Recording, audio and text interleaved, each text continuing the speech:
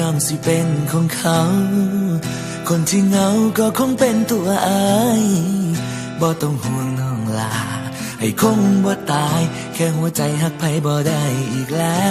วบ่มีแววฮักเฮาสิหวนคืนเมื่อเจ้ายืนข้างเขาแฟนคนใหม่แค่ตัวอ้ายอยากถามสิ่งที่ค้างคาใจโอ้สามวัยเคยหักอ้ายบ่อ้ายเฝ้าหักเจ้าจนวันตายเจ้าใจร้ายลืมอ้ายได้ลงคอที่ผ่านมาเคยหักอ้ายบ่น้อ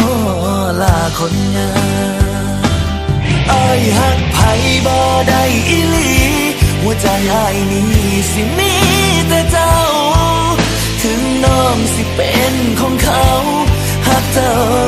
เสมอฝากเจ้าให้เขาดูแลถ้าเขาบอกแค่ให้คืนมาเด้ออ้ายยังหักน้องเสมอแม้ว่าเธอเป็นของคนอื่น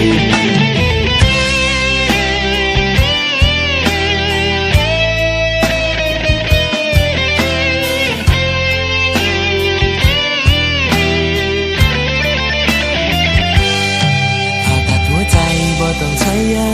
ชาแค่เจ้าบอกลาอ้ายก็ชาไปทั้งใจหูไว้เด้อน้องลาอ้ายฮักเจ้าหลายหัวใจฮักเจ้าบ่มีเสื่อมคลาย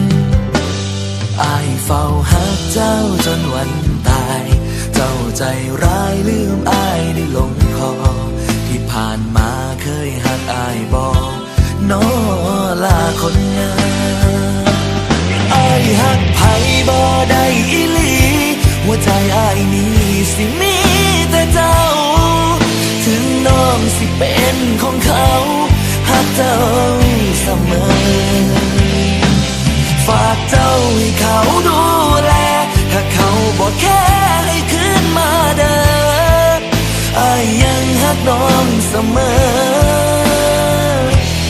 แม้ว่าเธอเป็นของคนอื่นอ้ายยังหักน้องเสมอ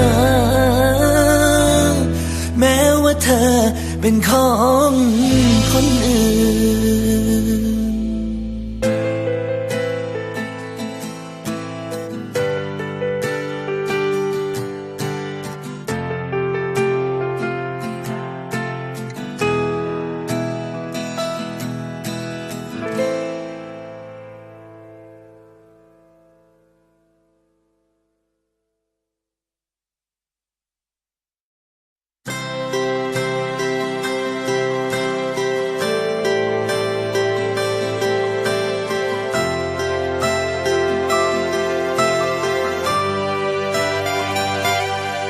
ในวันนี้น้องสิเป็นของเขา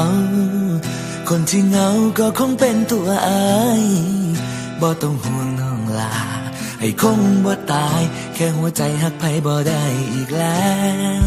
บ่มีแววฮักเฮาสิหวนคืนเมื่อเจ้ายืนข้างเขาแฟนคนใหม่แค่ตัวอ้ายอยากถามสิ่งที่ค้างคาใจโอ้สามวัยเคยหักอ้ายบ่อ้ายเฝ้าหักเจ้าจนวันตายเจ้าใจร้ายลืมอ้ายได้ลงคอที่ผ่านมาเคยหักอ้ายบ่น้อลาคนงามอ้ายหักไผบ่ได้อีหลีหัวใจอ้ายนี้สิมีแต่เจ้าถึงน้องสิเป็นของเขาหักเจ้าเสมอฝากเจ้าให้เขาดูแลถ้าเขาบอกแค่ให้คืนมาเด้ออ้ายยังหักน้องเสมอแม้ว่าเธอเป็นของคนอื่น